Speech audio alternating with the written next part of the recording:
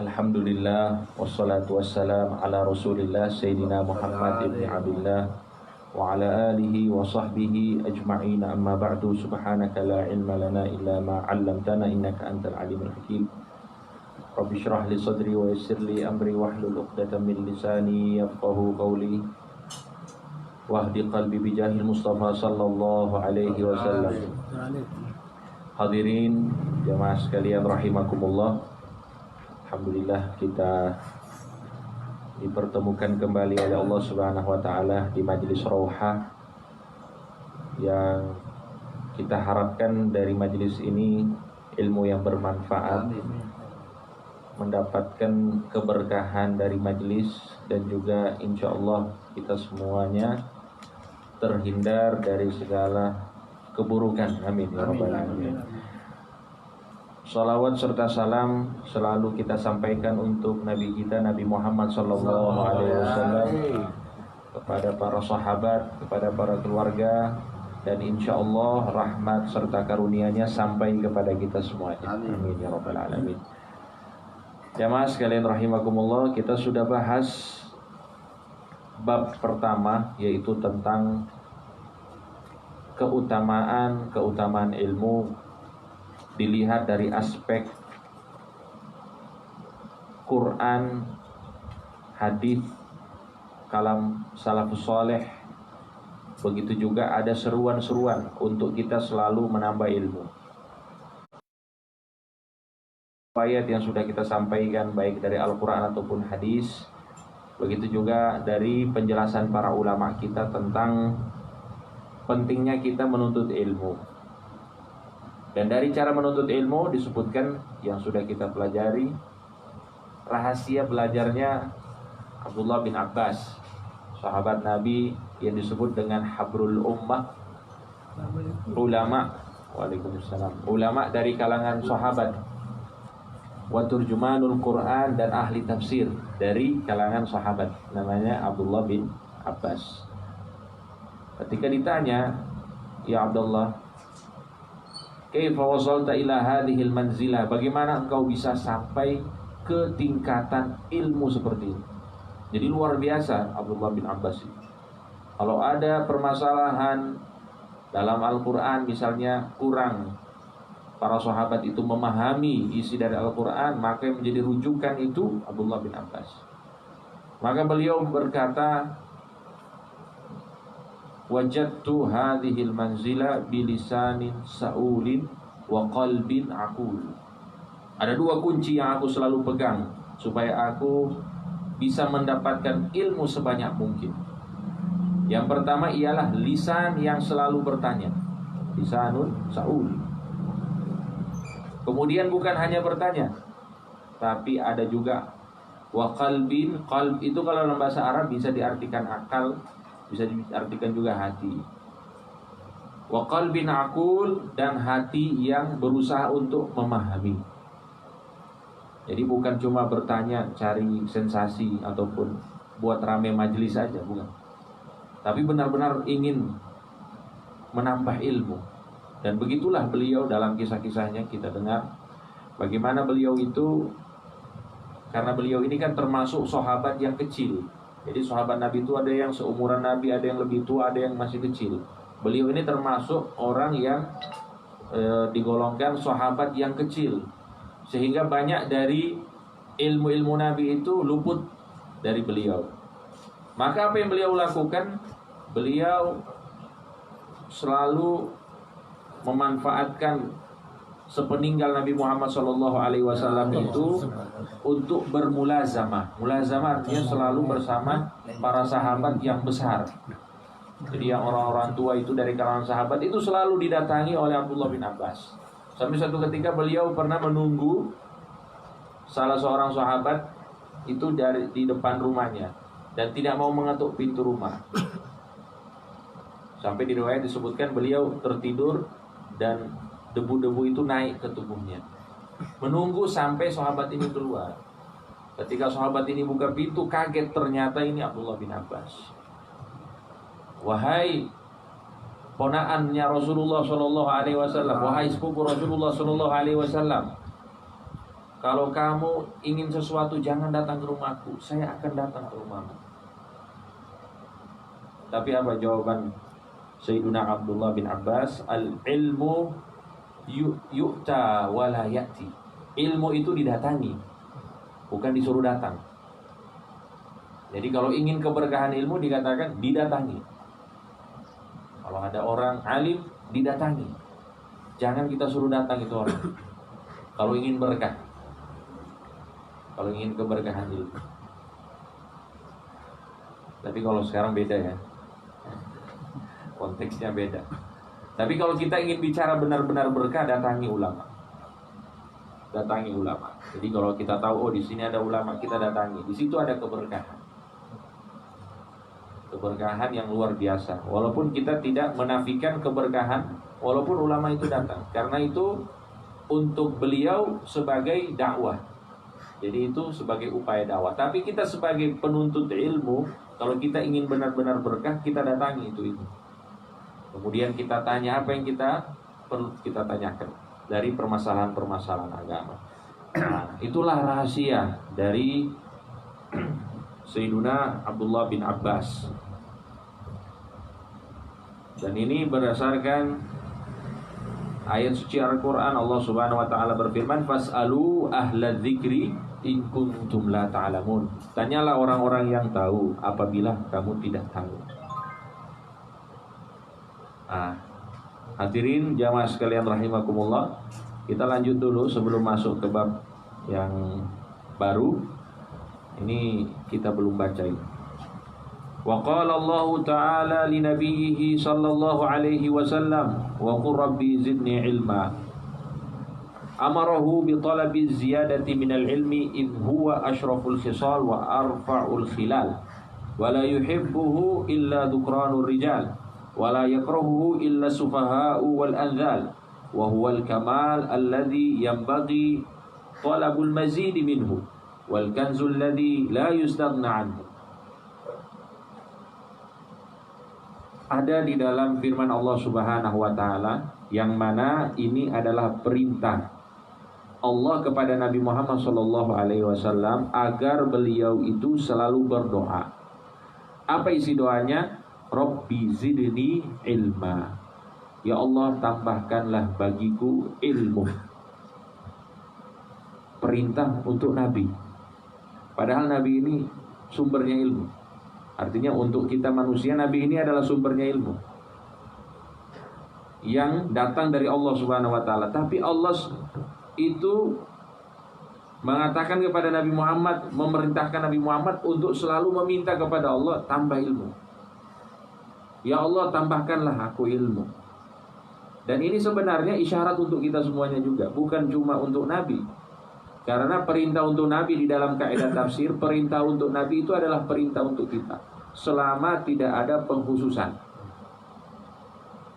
Kalau ada misalnya di dalam Al-Quran perintah untuk Nabi atau larangan pada Nabi, maka itu berlaku juga untuk kita sebagai umat, walaupun yang ditujukan itu adalah Nabi. Nah, kecuali kalau hal-hal yang khusus, namanya al-khosois. Kalau hal-hal yang khusus ini memang khusus Nabi, kita nggak boleh. Misalnya Nabi nikah lebih dari 4, itu jauh, saya kan pengikut Nabi juga, jadi ya sama. Perintah untuk Nabi, kebolehan buat Nabi, berarti saya juga boleh. Jangan juga kayak gitu. Nabi Muhammad bisa menikah tanpa wali. Kalau begitu saya juga ingin nikah tanpa wali. Ini ngawur namanya, tidak benar. Jadi ada namanya khosois, dan itu perlu dipelajari juga. Jadi tidak semua yang istilahnya yang menjadi ajaran yang dilakukan oleh Nabi Muhammad itu kita lakukan. Jadi ini jamaah sekalian isyarat dari Allah Subhanahu wa ta'ala agar kita selalu berusaha untuk menambah ilmu dan selalu bermunajat kepada Allah Subhanahu wa ta'ala agar menganugerahkan kepada kita ilmu. Karena Allah Subhanahu wa ta'ala dialah yang memberikan ilmu. Dan ternyata ilmu yang diberikan kepada kita ini sedikit. Wa ma utitum minal ilmi illa qalila. Kalian ini tidak diberikan ilmu kecuali hanyalah sedikit, kata Allah. Maka ilmu yang sedikit yang Allah berikan, yang Allah bagi kepada kita ini perlu kita cari dengan ikhtiar, dengan thalabul ilmi, dan juga dengan kita bermunajat kepada Allah Subhanahu wa taala.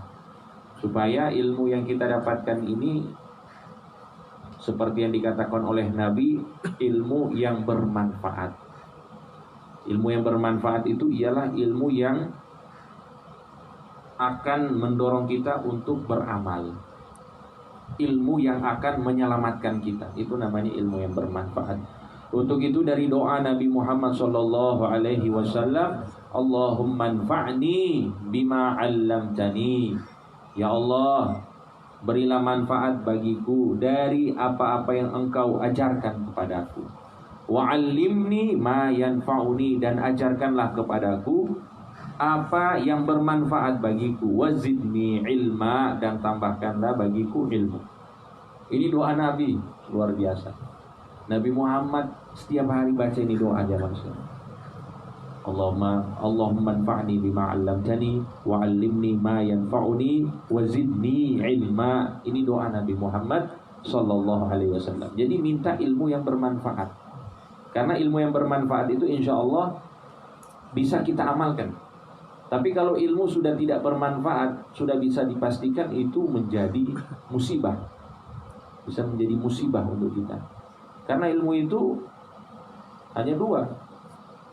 Imma hujjatun laka, bisa menjadi penolong, atau hujjatun alaik, atau sesuatu yang menjerumuskan ke dalam api.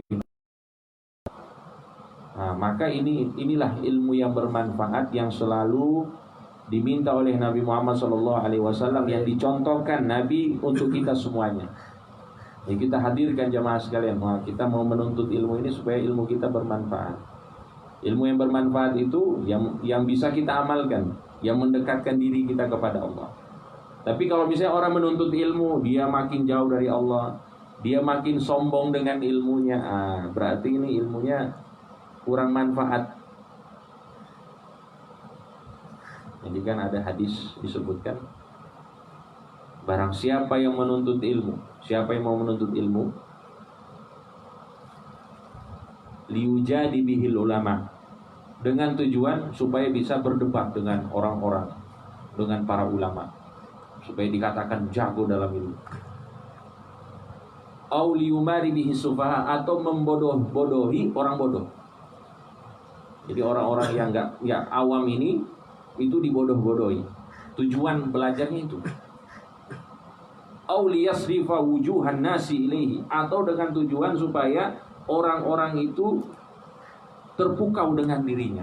Semuanya melihat, Masya Allah, orangnya luar biasa. Tujuannya itu supaya apa? Supaya terkenal, supaya populer. Lam yajid urfal jannah, kata Nabi Muhammad. Dia tidak akan mendapatkan baunya sorga. Baunya sorga itu tidak bisa dia cium. Padahal apa? Menuntut ilmu agama. Tapi apa? Tujuan dan niatnya sudah salah. Padahal bau sorga itu dikatakan dalam hadis itu bisa dicium dari jarak yang sangat jauh. Tapi karena dia niat belajarnya salah, sehingga ilmunya tidak bermanfaat, dan balasannya dia tidak bisa mencium bau sorga, apalagi masuk ke dalam sorga. Maka dari itu jamaah sekalian, dari awal dan sampai akhir kita harus saling ingatkan akan pentingnya niat dalam hal apapun, termasuk di dalam menuntut ilmu.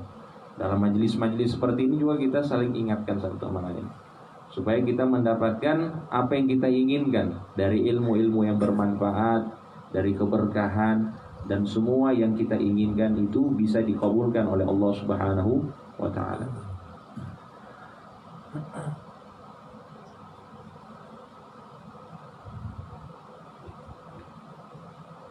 Dan Nabi Muhammad SAW bersabda, lan yashba'al mu'minu min khairin yasma'uhu hatta yakuna muntahahul jannah. Ini hadis luar biasa. Seorang mukmin yang sejati itu tidak akan pernah puas dengan kebaikan yang dia dengarkan. Jadi kalau dia seorang mukmin yang sejati ini, ketika dengar kebaikan itu dia termotivasi untuk mencari tahu kebaikan-kebaikan yang lain. Bukan hanya mengumpulkan, tapi untuk dia amalkan. Setelah dia amalkan, dia bagikan kepada orang lain. Tidak akan pernah puas. Lan yashba'a, tidak akan pernah puas seorang mukmin untuk mencari kebaikan-kebaikan yang dia dengar, hatta yakuna muntahahul jannah, sampai akhirnya dia akan masuk ke dalam surganya Allah Subhanahu wa taala. Dan inilah potret dari para ulama kita luar biasa. Kalau kita lihat ya, sebagai contoh Imam Ahmad bin Hanbal, wah sudah capek, pagi mengajar, malam menulis hadis, pada tengah malam sebelum subuh ibadah, kerjaannya itu saja, mengajar, nulis karya hadis, kemudian malamnya ibadah sampai subuh. Itu tidak ada waktu untuk istirahat.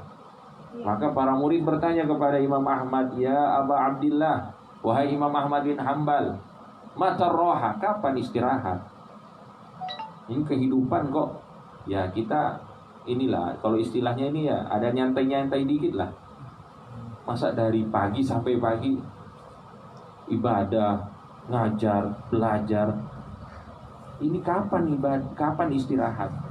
Maka Imam Ahmad bin Hanbal menjawab dengan begitu santai kepada muridnya, ar-rahatu fil jannah. Istirahat itu nanti di sorga. Kalau di dunia ini bukan tempat istirahat. Dunia ini tempat kita berpacu, tempat kita beramal. Dunia adalah tempat beramal yang tidak ada balasan di dalamnya, sedangkan akhirat adalah tempat balasan yang tidak ada amalan di dalamnya. Itu prinsip para ulama kita luar biasa. Nah, maka dari itu jamaah sekalian, isyarat dari Nabi Muhammad bahwa seorang muslim yang sejati itu tidak akan pernah puas dengan kebaikan. Kebaikan akan terus dia cari dan dia amalkan dan dia bagikan kepada orang lain. Kemudian di dalam sebuah riwayat disebutkan manhumani la yashba'ani. Ada dua orang yang tidak akan pernah kenyang, ya kalau istilahnya. Dua orang yang tidak akan pernah kenyang. Yang pertama manhumun fi ilmin la yashba'. Orang yang sangat-sangat bersemangat dalam menuntut ilmu, maka dia tidak akan pernah kenyang dengan ilmu. Artinya tidak akan pernah puas dengan ilmu. Wa manhumun fi dunya la yashba'. Begitu juga orang yang bersemangat untuk mencari dunia, niscaya dia tidak akan pernah kenyang, tidak akan pernah puas. Jadi tinggal dipilih, mau jadi penuntut ilmu atau penuntut dunia. Karena dua-duanya memiliki sifat tidak puas. Memiliki sifat tidak puas. Kalau misalnya mau menuntut ilmu, insya Allah tidak akan puas untuk menuntut ilmu. Menuntut ilmu terus. Nuntut dunia juga begitu, tidak akan puas untuk nuntut dunia terus. Itu sifat manusia. Kalau diberikan, kata Nabi, kalau diberikan, manusia itu kalau diberikan lembah yang berisi emas, maka niscaya dia akan mencari lembah emas-emas yang lain. Itu sifat manusia, tidak akan pernah puas. Maka kalau misalnya kita tidak bisa secara full, secara all out kalau bahasa kerennya sekarang, untuk menuntut ilmu, maka jangan terlalu terlena dengan dunia. Ya seimbang, ya minimal roha hadir. Ya, roha hadir, majlis hadir, insya Allah. Supaya seimbang, supaya kita tidak terlalu bersemangat untuk dunia. Jadi ada sesuatu yang mengingatkan kita akan Allah Subhanahu wa ta'ala. Dan alhamdulillah, sekarang itu manusia lebih dekat dan lebih ingat Allah. Sebab apa? Virus corona. Alhamdulillah. Orang-orang lebih ingat Allah Subhanahu wa ta'ala. Lebih ingat mati. Karena kalau orang ingat mati itu insya Allah, kata Al-Imam Ibnu Daqqaq, dia akan mendapatkan 3 kemuliaan. Yang pertama, dia akan lebih taat. Yang kedua, dia akan jauh dari maksiat. Yang ketiga, dia akan jauh dari dunia. Kalau orang ingat mati itu akan menghasilkan 3 hal ini. Dan virus corona ini pasti akan mengingatkan banyak orang itu tentang mati. Jadi coba lihat, orang makin taat walaupun di rumah, nggak ada yang berani ke masjid, jauh dari maksiat. Pokoknya semuanya barang-barang diborong, semuanya dikarantina di rumah masing-masing. Masya Allah. Jamaah sekalian rahimakumullah.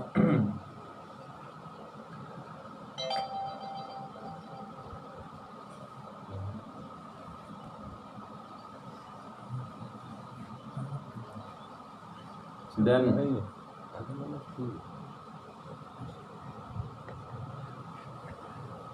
waqad warada anna ad-dunya yu'tiha Allahu man yuhibbu wa man la yuhib. Dan telah datang di dalam riwayat disebutkan bahwa dunia ini, harta, tahta, wanita, semuanya yang ada di dunia ini diberikan oleh Allah Subhanahu wa taala kepada orang-orang yang Dia cintai dan orang-orang yang tidak Dia cintai. Artinya apa? Tidak pilih-pilih untuk masalah dunia. Tapi kalau untuk masalah akhirat itu diberikan oleh Allah kepada orang-orang yang hanya Dia cinta.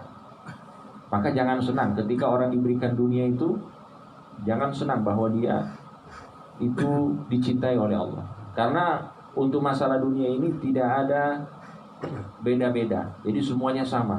Orang yang dekat dengan Allah, orang yang jauh dari Allah, orang yang sama sekali tidak kenal Allah, itu juga diberikan dunia. Dan itu termasuk sifat Ar-Rahman. Jadi kalau kita kaji di dalam tafsir itu, Ar-Rahman dan Ar-Rahim itu beda.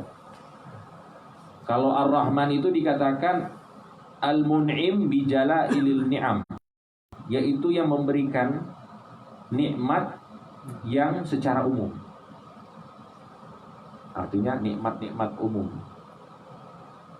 Orang diberikan mata bisa melihat, itu namanya jalailul ni'am. Orang diberikan harta yang melimpah, itu jalailul ni'am. Ar-Rahim itu khusus untuk orang-orang yang dicintai oleh Allah Subhanahu wa taala, yaitu orang-orang yang beriman. Untuk itu di dalam ayat lain disebutkan wa kana bil mu'minina rahima. Dan Allah Subhanahu wa taala itu hanya mencintai orang-orang yang beriman. Hanya menyayangi orang-orang yang beriman. Jadi khusus. Kalau misalnya diberikan harta, kalau orang-orang yang beriman itu insya Allah hartanya berkah. Walaupun sedikit tapi berkah, terasa, manfaat bertambah. Dan merasa puas dengan hartanya. Kebahagiaan ada di dalamnya. Dan orang-orang yang beriman yang diberikan kelebihan oleh Allah Subhanahu wa taala, semakin dia dekat dengan Allah, maka semakin diberikan kelebihan dengan sifat rahimnya Allah. Jadi kalau misalnya mata kita ini melihat sesuatu yang ada di hadapan kita, tapi tidak bisa melihat apa yang ada di balik dinding ataupun tembok, tapi kalau orang-orang yang beriman yang memiliki makom khusus itu bisa lihat. Dan itu sifat rahimnya Allah. Jadi ini adalah luar biasa yang harus kita pahami dari keutamaan menuntut ilmu ini. Wala yu'til ilma illa man yuhibbuhu minal abrar. Dan Allah Subhanahu wa taala tidak memberikan ilmu kecuali kepada orang-orang yang Dia cintai. Nah, ini jamaah sekalian.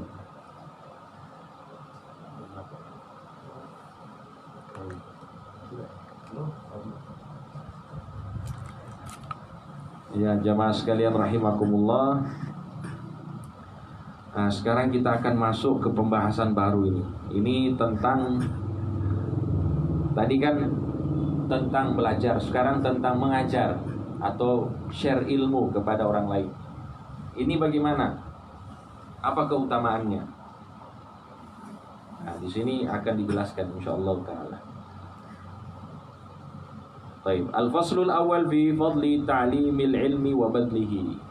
Pasal yang pertama tentang keutamaan ilmu dan keutamaan membagi ilmu.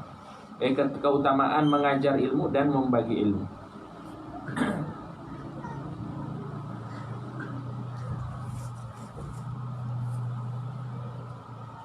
Dikatakan dalam sebuah hadis, Nabi Muhammad SAW bersabda, innama bu'ittu mu'allima. Jadi ada dua riwayat ini. Ada riwayat yang menyebutkan yang sering kita dengar, innama bu'itsu liutammima makarimal akhlak. Aku diutus oleh Allah Subhanahu wa taala sempurnakan akhlak atau budi pekerti manusia. Itu riwayat yang masyhur. Ada juga riwayat yang menyebutkan sesungguhnya aku diutus oleh Allah untuk menjadi seorang guru, pengajar. Nah, ini berarti termasuk tugas Nabi Muhammad. Nabi Muhammad dari tujuan Allah Subhanahu wa taala mengutusnya itu sebagai muallim. Maka guru, ustadz ataupun yang mengajar itu sebenarnya perpanjangan tangan Nabi Muhammad SAW. Jadi tugasnya Nabi sebagai pengajar itu dilanjutkan. Maka ada salah seorang penyair jamaah sekalian, itu dari Mesir, namanya Ahmad Syauqi. Pernah dengar? Ahmad Syauqi.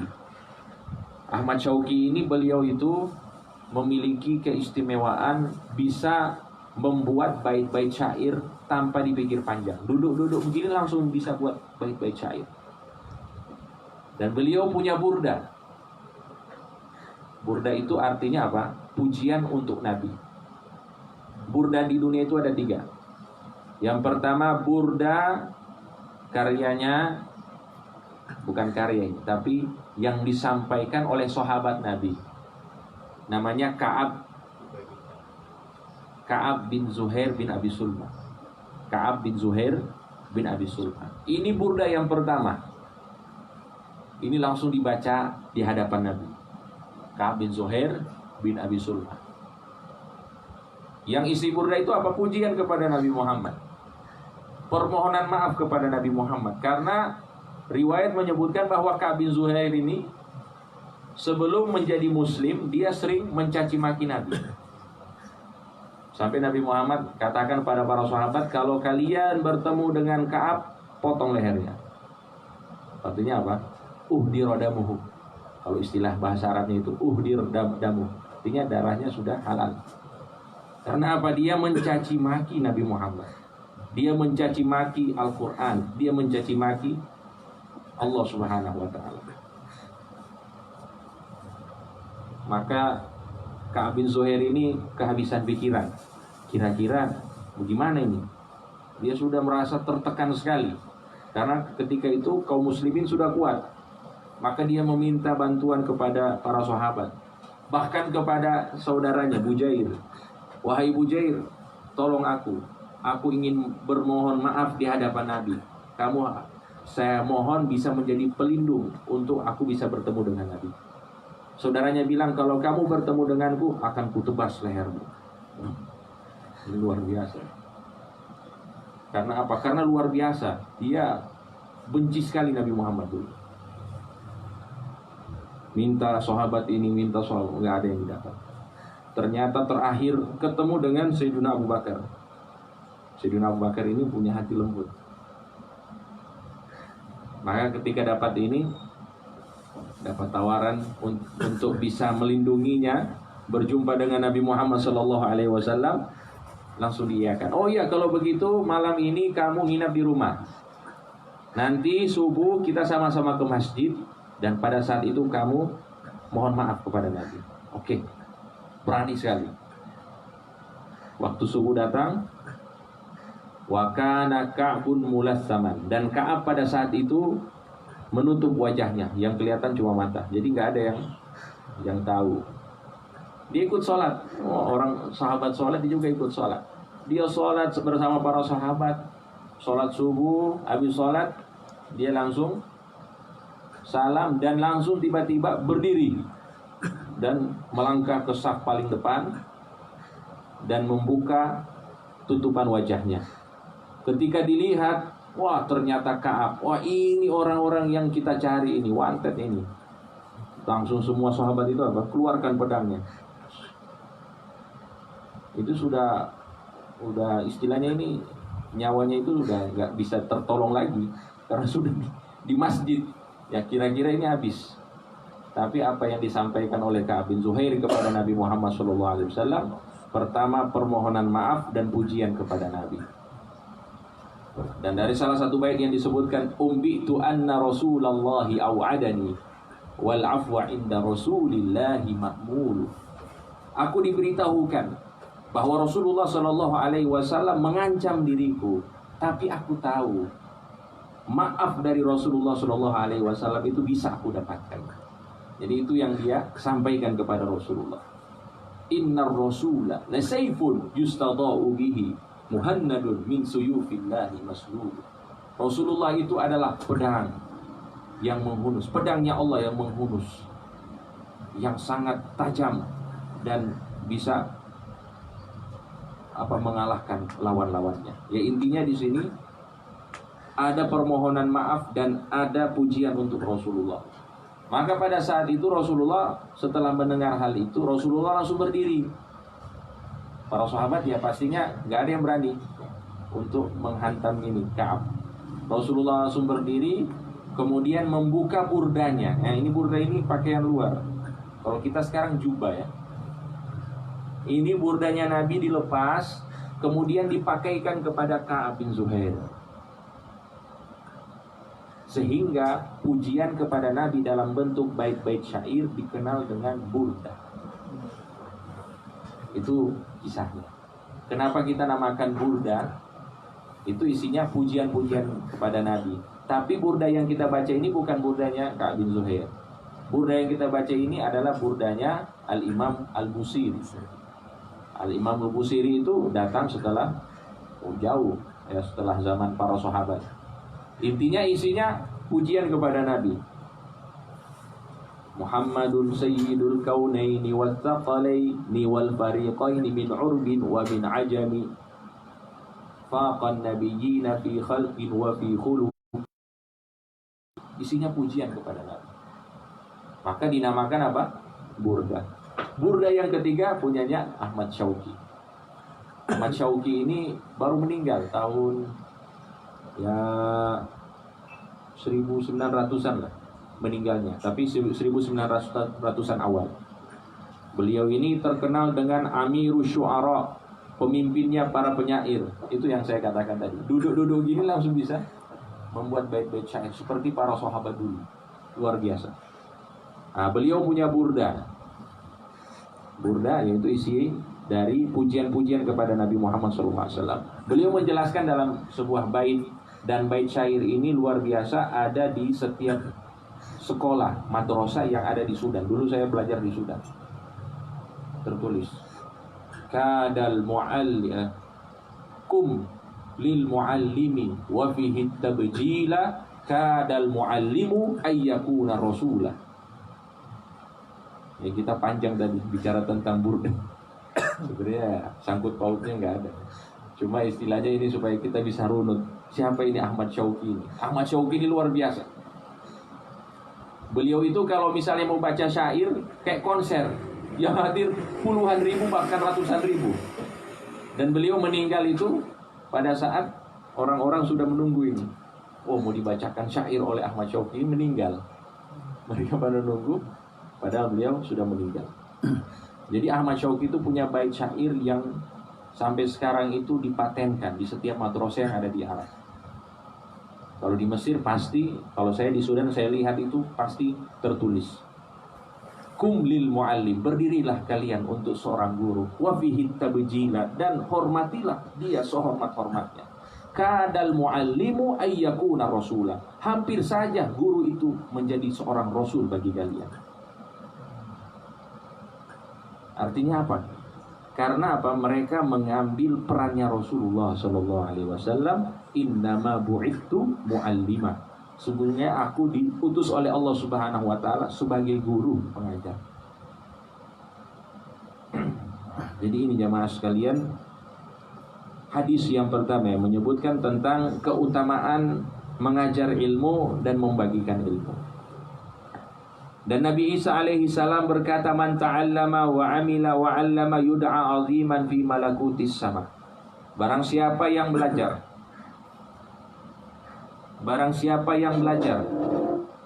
dan mengamalkan dan mengajarkan, maka dia akan dipanggil sebagai orang yang mulia di langit, ya, di kerajaan langit, malakutis sama. di kerajaan langit, itu dia akan menjadi orang yang mulia. Ilmu, amal, kemudian diajarkan. Tidak harus dalam bentuk seperti ini jamaah sekalian. Antum-antum misalnya belajar, jenengan-jenengan belajar.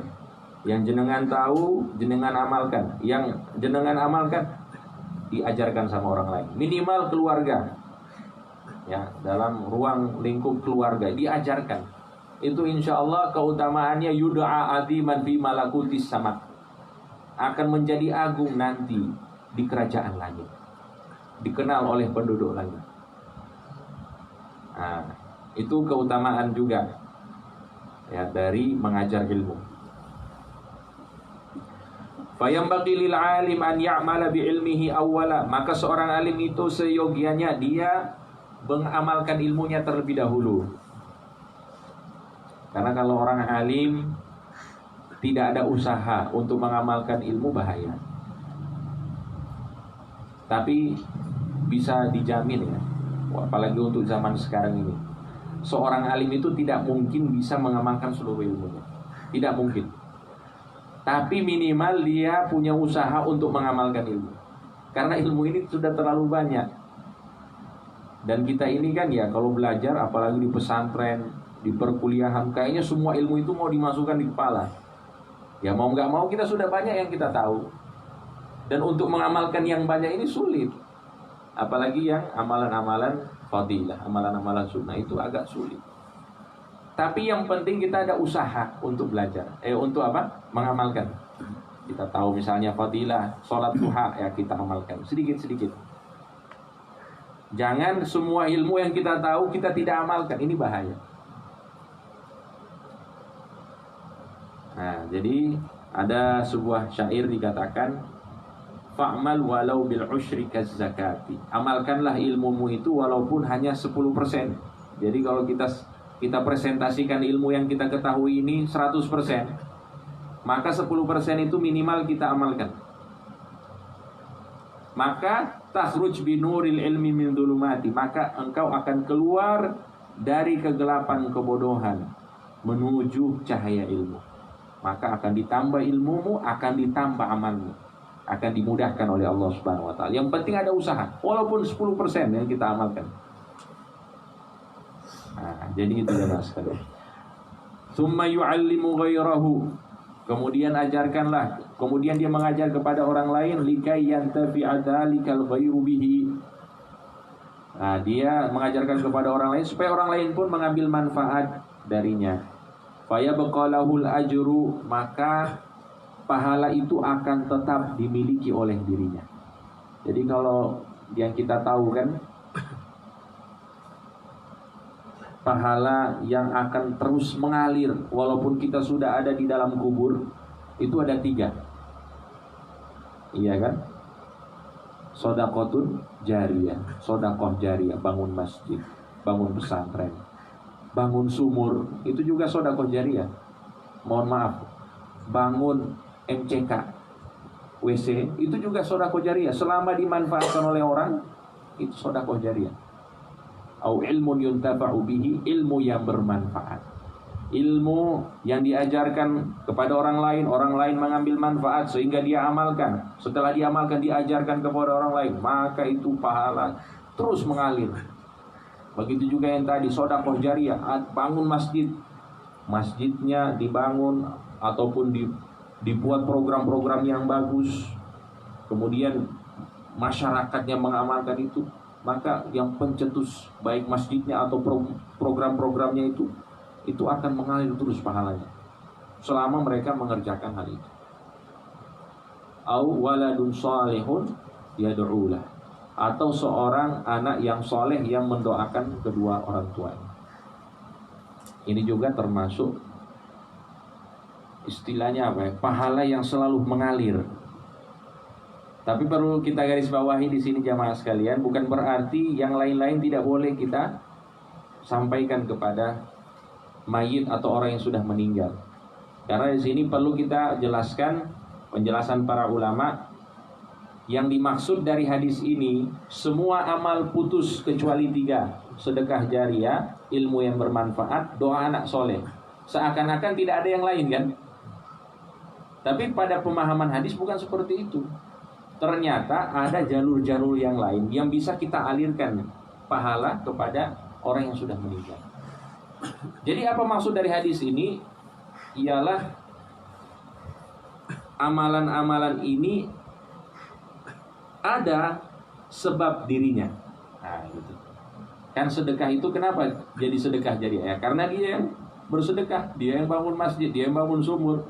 Maka sebab dia bangun tempat-tempat yang bermanfaat ini, maka dia mendapatkan pahala yang mengalir pada dirinya. Ilmu yang bermanfaat karena dia mengajarkan ilmu, kemudian diamalkan oleh murid-muridnya, maka dia mendapatkan pahala sebab dirinya mengajarkan. Ataupun anak yang berbakti, gak mungkin anak itu jadi berbakti tanpa bimbingan orang tua. Nah, maka ini adalah amalan-amalan yang pahalanya terus mengalir sebab dirinya. Tapi kalau untuk pahala-pahala yang tidak ada sangkut paut dengan dirinya berupa hadiah, kan biasa kan kita misalnya baca Quran, kita hadiahkan kepada fulan yang sudah meninggal, itu boleh. Kita sedekah, kita niatkan untuk fulan, itu boleh. Karena apa? Tidak ada sangkut paut dengan sebabnya. Tapi kalau yang bersangkut paut dengan sebabnya, cuma 3 ini: sedekah jariah, ilmu bermanfaat, dan doa anak soleh. Jadi ini teman sekalian, untuk pahala insya Allah bagi orang yang berilmu, orang yang beramal, orang yang mengajarkan, insya Allah ya buqalahul ajr. Pahala itu akan selalu dia dapatkan. Madama yuntafa'u bi ilmihi ila yaumil ma'ab. Dan pahala itu akan terus bertambah dan mengalir selama ilmunya itu bermanfaat sampai hari kiamat. Luar biasa. Jadi kita bisa bayangkan bagaimana para ulama dulu itu, Imam Syafi'i sampai sekarang, Masya Allah. Beliau-beliau ini sudah meninggal tapi seakan-akan masih hidup. Itu pahala itu yang kita amalkan dari ilmu-ilmu mereka ini, punya mereka semua. Mereka dapat bagian tanpa mengurangi pahala yang kita kerjakan dari amal soleh.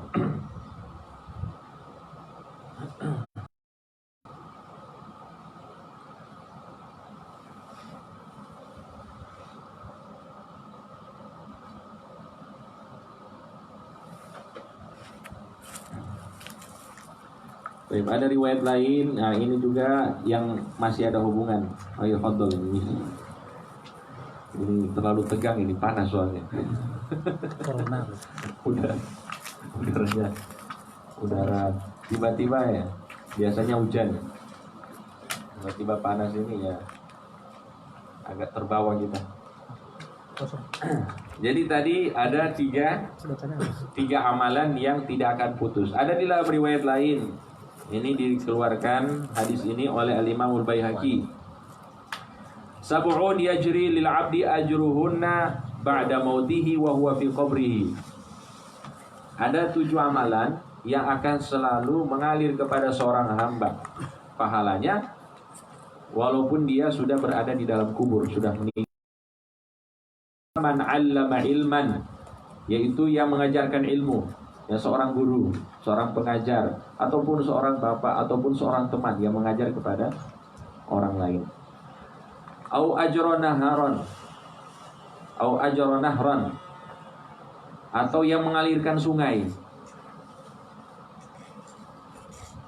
Au hafara bi'ran, atau yang menggali sumur. Ini yang saya sebutkan tadi.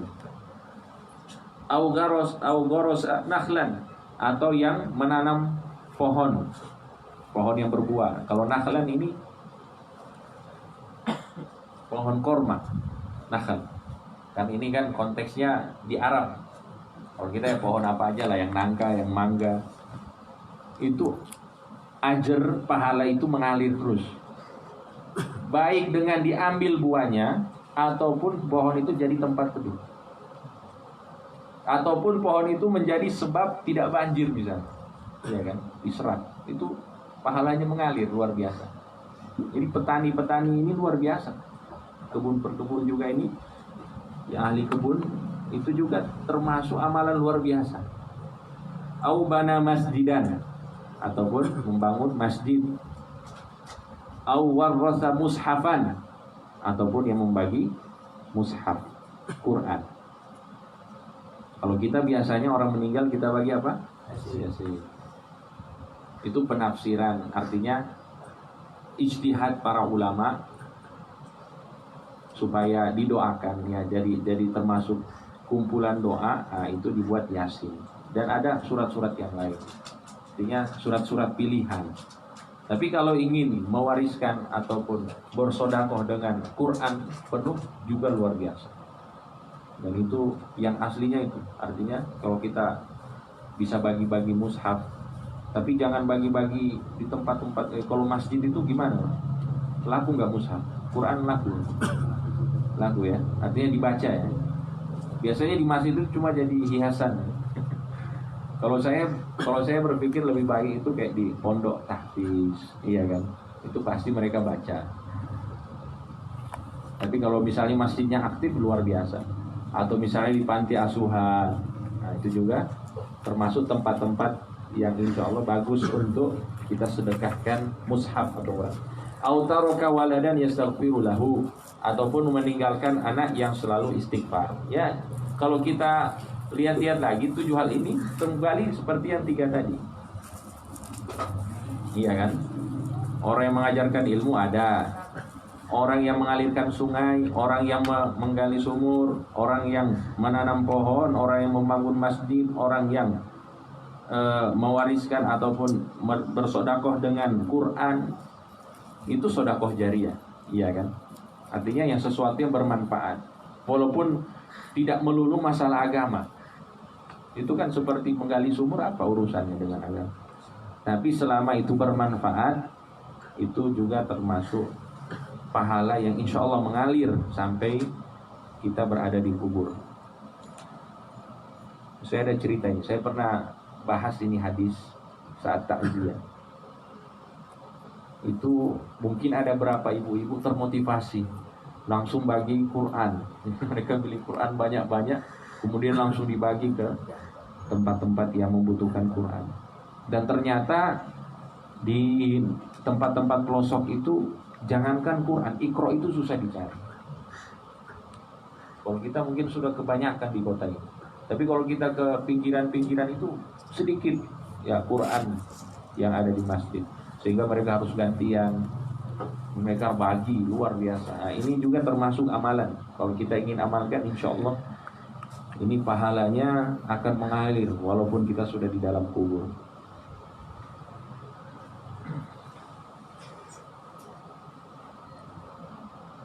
Ya, saya kira cukup ya sampai di sini dulu. Insya Allah kalau misalnya ada yang bisa didiskusikan, insya Allah pada kesempatan ini, tafadhol silahkan. Dan mudah-mudahan yang sedikit ini bermanfaat, bisa kita amalkan dan kita bisa ajarkan kepada orang lain. Amin ya rabbal alamin. Sallallahu ala sayyidina Muhammadin wa ala alihi wa sahbihi wasallam, walhamdulillahi rabbil alamin.